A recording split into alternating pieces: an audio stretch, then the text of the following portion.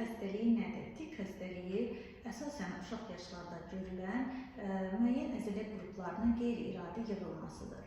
Belə ki, bu hallarda uşaqlarda bəzən özünü göz qırpmalar şəklində, yəni uşaqlar durmadan gözlərini gün ərzində bir neçə dəfə qırpa bilirlər, gözlərini müxtəlif tərəflərə oynatmalar şəklində, qaş qaldırma şəklində və yaxud da ki, üzdə müxtəlif mimiki hərəkətlər şəklində, ağzın bir yana qaçması, ağzını əyməsi, dodaqlarını önə doğru gətirməsi şəklində ola bilir. Bəzən müxtəlif boyun hərəkətləri formasına, boynu sağa-sola çöndərmə kimi hərəkətlərlə də görülə bilir.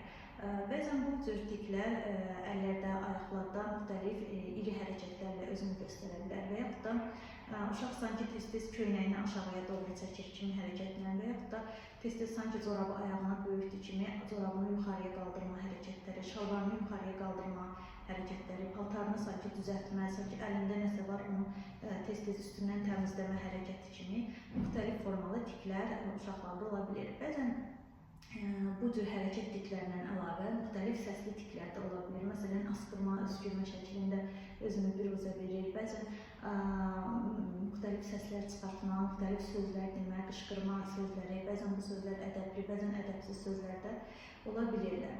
Göz qırpma ilə gedən tiklərdə çox vaxt valideyn uşaqları göz həkimlərini gəzdirir, düşünür bu göz xəstəliyi ola bilər. Bəzən asqırma, öskürmə ilə gedən hallarda valideynlər uşaqları daha çox lor həkimlərinə və yaxud da terapevtlərə aparırlar, sanki bu allergik ola bilər və s. Uzun müddətli antihistamin allergiya dərmanları qəbul olunur, lakin yaxşılaşma əldə olunmur.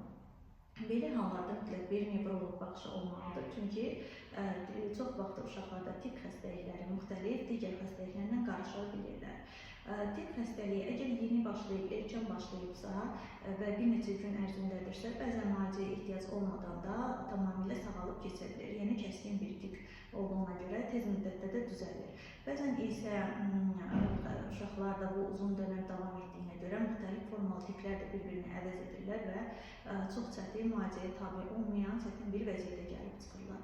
Ona görə tiklərin nə qədər erkən müdaxilə, o qədər də daha sürətli yaxşılaşma əldə etmək mümkündür.